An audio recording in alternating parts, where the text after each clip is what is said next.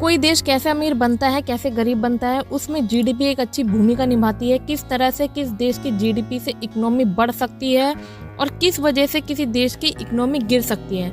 नमस्कार दोस्तों, मेरा नाम है दीपिका। आप समझ ही गए होंगे कि आज का हमारा टॉपिक क्या है। यस, आज का हमारा टॉपिक है जीडीपी। हाल ही में भारत की जीडीपी का डाटा मिनिस्ट्री ऑफ स्टैटिस्टिक्स ने दिया है, जिसे देख सब हैरान है।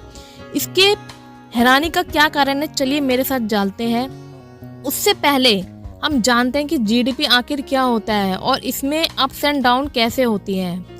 सकल घरेलू उत्पाद या जीडीपी का मतलब किसी देश में उत्पादित, मतलब कि प्रोड्यूस, सभी वस्तु और जो उस देश में कुल सेवा है उसका मूल्य या टोटल वैल्यू से होता है।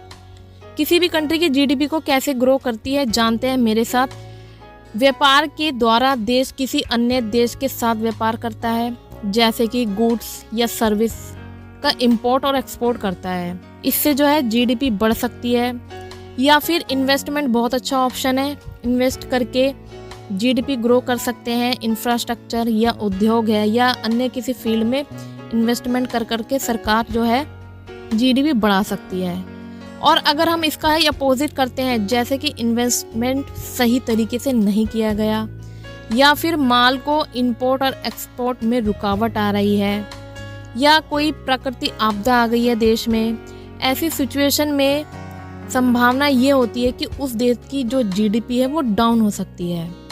भारत की तीसरी तिमाही मतलब अक्टूबर, नवंबर, दिसंबर के डाटा, जिसमें जीडीपी 8.4% ग्रो हुई है। जी हाँ, इसमें हैरानी की बात यह है कि पहली तिमाही मतलब अप्रैल, मई, जून में 7.8% जीडीपी थी। दूसरी तिमाही में मतलब कि जुलाई, अगस्त, सितंबर में 7.6% जीडीपी थी और तीसरी तिमाही में 8.4% बढ़ गई है, जो काफ़ी अच्छा ग्रो हुआ है।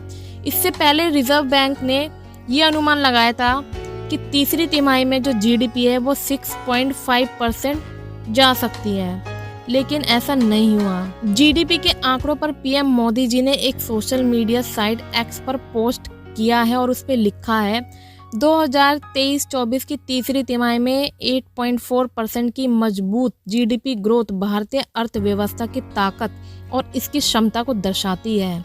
हमारे प्रयास तेज आर्थिक विकास लाने के लिए जारी रहेंगे, जिससे 140 करोड़ भारतीयों को बेहतर जीवन जीने और एक विकसित भारत बनाने में मदद मिलेगी। भारत ने यही नहीं बल्कि भारत ने America, Britain, Canada, China, Japan को भी पीछे छोड़ दिया है, जैसा कि आप इस चार्ट में देख रहे होंगे। ऐसे इसे देखकर आप खुद भी आइडिया लगा सकते हैं कि भारत किस तरीके से आगे बढ़ रहा है।